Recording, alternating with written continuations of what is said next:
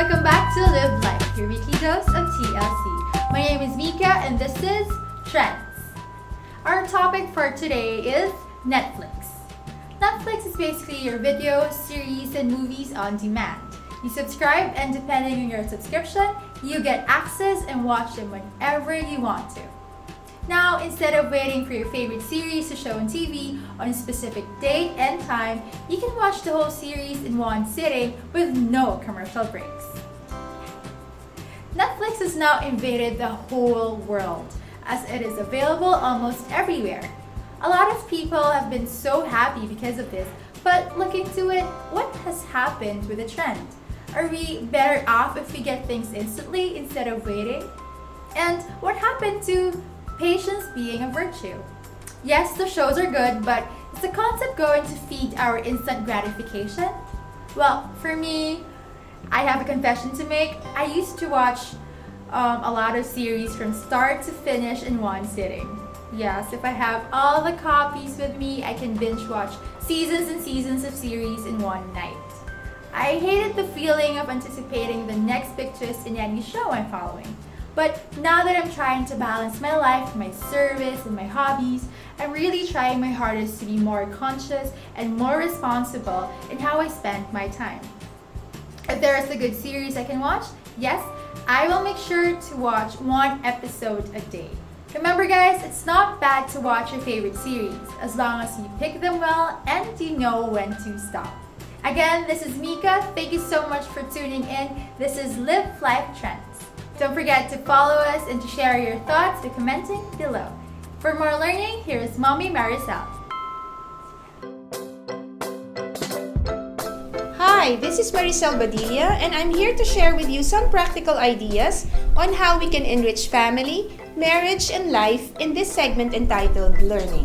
The television has become our society's go-to babysitter for kids of all ages. When you need to catch up on some work and household chores, sometimes it's just easier to turn on the television to keep the children occupied so we can get things done. The only problem is, some of the things they show on TV today is more than what we want our children to watch. Here are some tips to make TV time count for your kids. First is, use the TV as an educational tool. Choose age-appropriate educational programs. If your child is learning from what he is watching, it's not wasted time. Second is set limits. Limit the amount of time you allow your child to watch television. This will ensure that they enjoy other things such as reading or playing. Next is join your children. Take the opportunity to bond with them even further and share in your child's TV viewing experience. Watch the show with them and give them the chance to answer any questions your children might have and makes for great cuddle time. It also allows you to actively participate in your child's development. And lastly, set the example. If you watch trash, so will your kids. So watch with purpose. Use the television to enrich your family life, not suck it away. The TV habits your children start with now will likely continue into their adult life. Good TV habits now mean a brighter future for your kids. Remember, our family is God's gift to us. Teaching them values early on will help us make this world a better place. Here's Cocoi for some catechism tidbits.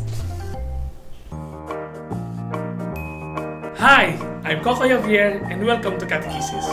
Last episode we talked about Mother Mary, Our Lady of Lourdes, and for this episode, we're gonna talk about her again, but in a different place, but still in Europe.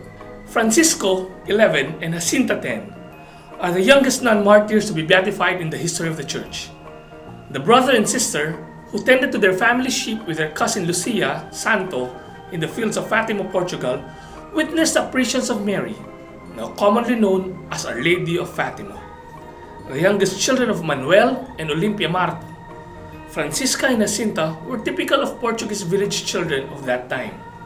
They were illiterate but had a rich oral tradition on which to rely, and they worked with their cousin Lucia, taking care of the family sheep. According to Lucia's memoirs, Francisco had a placid disposition, was somewhat musically inclined, and he liked to be by himself to think. Jacinta, on the other hand, was affectionate, if a bit spoiled, and was a bit emotionally imbalanced. She had a sweet singing voice and a gift for dancing. During the first apparition, which took place May 13, 1917, Our Lady asked the three children to say the rosary and to make sacrifices, offering them for the conversion of sinners. The children did, praying often, giving their lunch to beggars, and going without food themselves. They offered up their daily crosses and even refrained from drinking water on hot days. Imagine that, refraining from drinking water on hot days. In October 1918, Francisco and Jacinta became seriously ill with the Spanish flu. Our Lady appeared to them and said she would take them to heaven soon. Bedridden, Francisco requested his first communion. The following day, Francisco died, April 14, 1919. Jacinta suffered a long illness as well. She was eventually transferred to a Lisbon hospital and operated for an abscess in her chest, but her health did not improve. She died February 20, 1920. Saint John Paul II beatified Francisco and Jacinta on May 13, 2000, on the 83rd anniversary of the first apparition of Our Lady at Fatima, teaching us that even young children can become saints. As we say in community, no one is too young to know Jesus. No one is too young to become a saint. That's a challenge for you and me. Once again, this is Cocoi Javier for Catechesis. To live life, you need lots of TLC. To get more trends, learning in catechesis, log on to www.familyandlifeupdate.com.